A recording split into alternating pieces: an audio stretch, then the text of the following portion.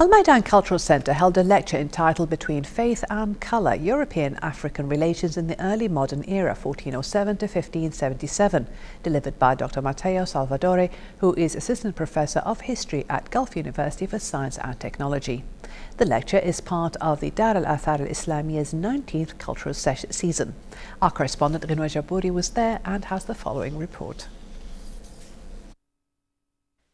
Dr. Salvadore intrigued the audience with his lecture on European-African relations in the early modern era, as he shed light on some aspects which seem relevant to understand the times we are living in today.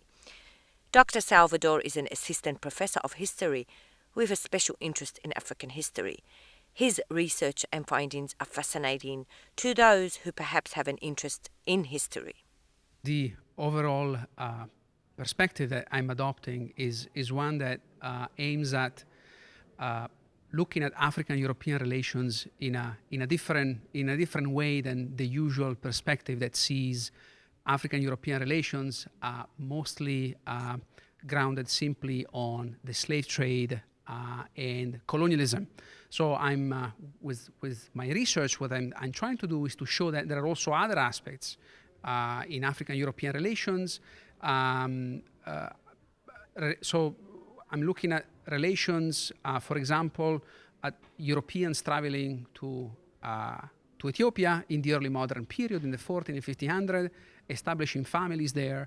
I'm looking at Ethiopians traveling to Europe, setting up diplomatic relations, planning for joint military expeditions.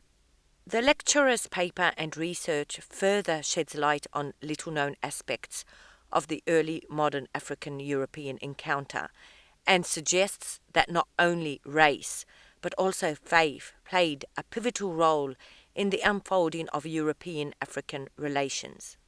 The lecture today was very interesting because it's actually brought back and talked about the myth between Europeans and Ethiopians. And this is a very ancient myth, and it's one of the myths that led Europeans to discover the whole world. The myth simply goes like this. The European thought that behind the Muslims there was a Christian world. And Christian travelers who travels beyond the Muslim and reach Ethiopia discover there is a kingdom, and came back to Europe talking about this Christian kingdom behind the Muslims. And in that moment, a creation of an idea and a myth that if the two Christian worlds cooperate, they could break the Muslim control of the world. So this dream started evolving in the European mind. Dr. Salvadore has an impressive CV, and his love for history, particularly in African history, resonated through his lecture.